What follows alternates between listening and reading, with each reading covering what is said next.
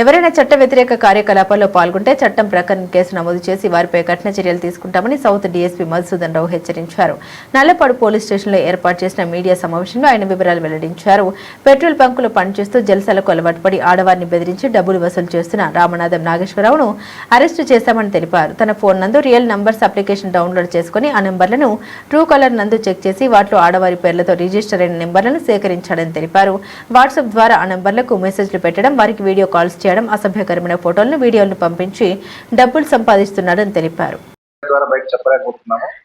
ఒక వ్యక్తి ఫోన్స్ ద్వారా, వాట్సాప్ ద్వారా, ఫేస్బుక్ ద్వారా వీడియో కాల్ చేస్తూ తర్వాత అన్పార్లమెంటరీ వర్డ్స్ యూజ్ చేస్తూ అతని యొక్క ప్రైవేట్ పార్ట్స్ ని ఎక్స్పోజ్ చేస్తూ మహిళల్ని ఇబ్బంది పెడుతున్నట్టుగా మనకు ఒక ఫిర్యాదు నమోదైంది.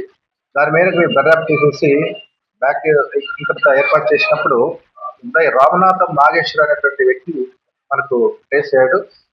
అతను native of Machavaram village, Krishnagiri, Palnadu జిల్లాలో ఉంటాడు. అతను వృత్తిరీత్యా పెట్రోల్ బంక్ లో పనిచేస్తుంటాడు.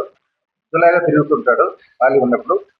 నల్గొండ జిల్లాలో పెట్రోల్ బంక్ లో బాగా పనిచేస్తూ ఆ ఫేస్బుక్, వాట్సాప్ లో ఉన్నటువంటి ఆల్ నంబర్స్ అన్ని తీసుకొని అతనికి ఉన్నటువంటి టెక్నికల్ నాలెడ్జ్ వల్ల పర్డై ద్వారా లేకపోతే ఇతర ఆధారాల ద్వారా అందులో ట్రూకాలర్ ద్వారా ఆ ఫీమేల్ నంబర్స్ అన్నింటినీ, మహిళల నంబర్స్ అన్ని కూడా ట్రేస్ చేసుకుని వారికి తరచుగా ఫోన్ చేసి బాగా విసిగిస్తూ ఉన్నటువంటి పరిస్థితి.